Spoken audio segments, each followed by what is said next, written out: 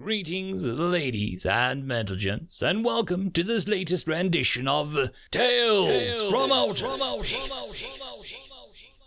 Taken from the subreddit HFY. All the relevant links will be down below. And as always, I hope that you enjoy, and if you do, please consider supporting the channel. Now, on to the science fiction. Story number 1. The Old Lady and the Barbarian, written by AC1308. Krun the Barbarian was the most feared man in all the lands. He knew this because all his men said so. He was the most powerful barbarian chieftain from the northern snows to the southern deserts. When his men rode up to a town, the cowards either fled or hid. Krun didn't care which. Either one made it easy for his men to loot. Krun enjoyed looting food and ale and weapons and armor, but did not steal money much. What would Krun spend it on? Jewels were flashy, and the gold did not make good armor. There was a word for a man with flashy things on his chest. Target. Krun once saw a barbarian with much jewelry on his chest, shot with a great crossbow or arrow from far away. Nobody wore flashy things after that. They never found the man with the crossbow either. Krun's father, Drun, was so mad about that. When a raiding band had enough food and weapons and armor and ale, they would ride back to the barbarian villages. This was a good place to be when the winter winds howled like wolves down from the northern snows and everything got grey and cold. Winter was a time for warm tents and making little barbarian babies. Spring was when barbarian men got tired of barbarian women nagging to take out the trash again and went out raiding. Before he died of a bad sword wound, Jerun taught Krun about not raiding a town too often. People got raided too much. They either tried to fight or moved away. If they fought, Krun would kill them, and they would not be good to raid after that. If they moved away, there was nothing to raid for. So he left towns alone for a while. Krun knew that he was a smart barbarian. Farmers do not sell all of their cattle at the market, but kept some to breed. Same with towns.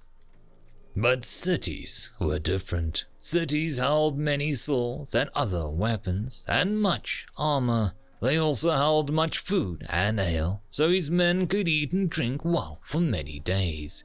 The gristle in that stew was that the cities also held men who wore the armor and used the weapons. They were harder to kill than the men in the towns. Still, if Krun could overcome them, his men would wear the armor and carry the weapons, and they could loot the town and nobody could stop them. So Krun had decided that he would give the towns a rest and raid a city. Krun had to speak long over the campfires for many nights to convince his men that raiding a city was a good idea. Some of his men said that he was soft in the head for thinking that, so he had to knock them out and kick them in the ribs until they agreed that he was not soft in the head. Krun knew his men did not think as big as he did. This was why Krun was the most feared man in all the lands. Wearing his best armor and weapons, Krun rode up towards the city with his men behind him. He knew that his son Larun would be watching and learning how to be a great barbarian chieftain. He looked to the one side and the other for the archers or great crossbow, but saw none. Krun's barbarian's nose, trained to smell out enemy from long distances away, did not smell boiling oil. Krun had met man once who had boiling oil poured in him. Man had no hair, looked like he had no skin too. Krun did not want to look like that. If Barbarian did not have hair, where would he weave beads into? Big city gates opened, but smaller gates inside were closed. Krun was not sure why. He looked up again to make sure the sneaky city people were not putting archers on the wall. He sniffed again, but only smelled barbarian and horse. There was a smaller door in the big gate. too little to put a horse through. Krun got off his horse and walked to the small door. Just as Krun was about to pull out his sword and hammer on the door with the hilt, it opened.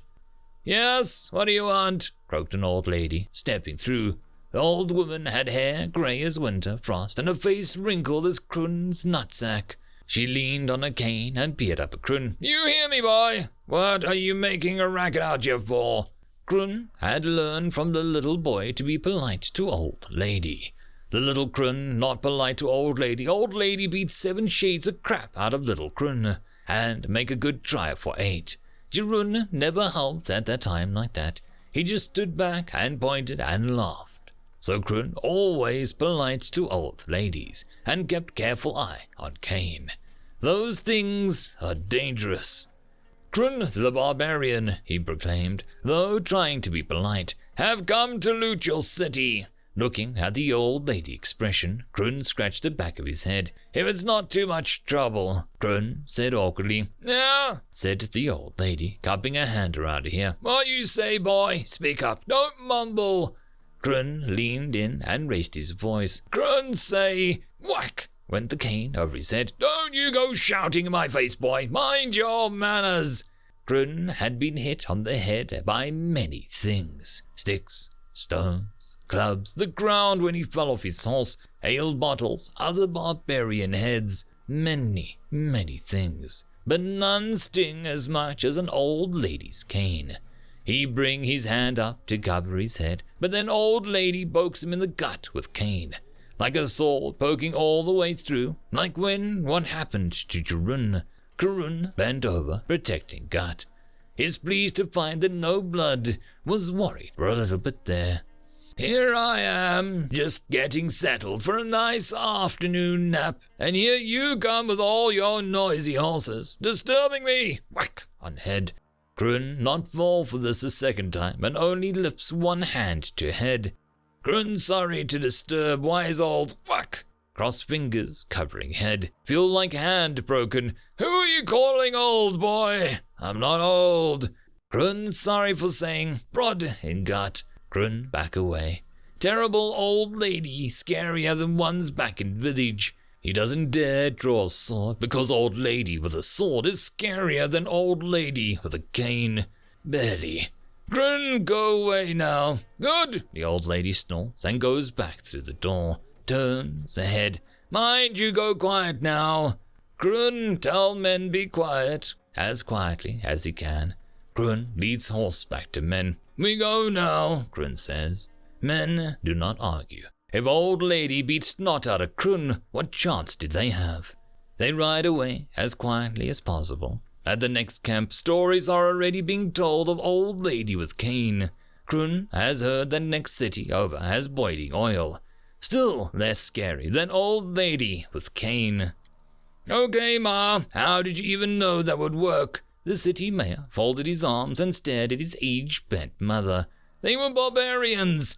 "Don't you backchat me, sonny." She waved her cane at him. "Before I settled down and got married and had you, I had a good life as an adventurer. Rode with a barbarian raiding party for a while. Turns out the old ladies ruled the roost back home. Got every single one of them bluffed. When I eyeballed that Krun character, he had all the signs." She shrugged. "Easy as pounding an orc down a well."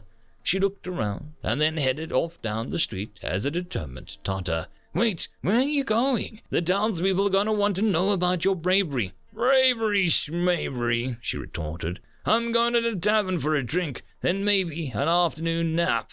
Old lady here, got to have my rest." Chuckling to herself at the look on his face, she kept going. Beating up on the barbarian had been a little mean of her. But when the body got to her age, she had to take her amusement where she could get it. End of story. Story number 2. The Ultimate Insult, written by Zephy Landantis.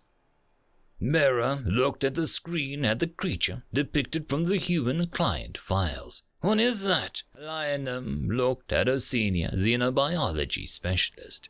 "That is a pig. Have they also domesticated these?" "Yes, these are food animals, but they're huge. The males grow to a good 3 times the mass of the average human male. And they eat them, indeed. The females are divided into cuts that are prepared with different condiments and in a large variety of ways. It is very interesting and seemingly ritualistic. What about the males?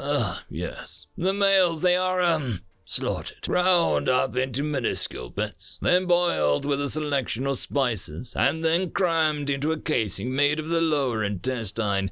So, they are killed, minced, and crammed up their own butts. Mera looked in horror at the recording of a male pig, happily trundling its snout through the dirt, right next to a smiling human that, patted the animal on the back and spoke in a friendly tone to it. She switched her gaze to her senior. Does, this ritual of utter depravity have a name? The Elinum never looked away from the screen. It's called, sausage. End of story. And that, my friends, concludes this video. I hope that you enjoyed, and if you do, please consider supporting the author, even by popping over and leaving a thumbs up or a nice comment, just to show your appreciation for the story.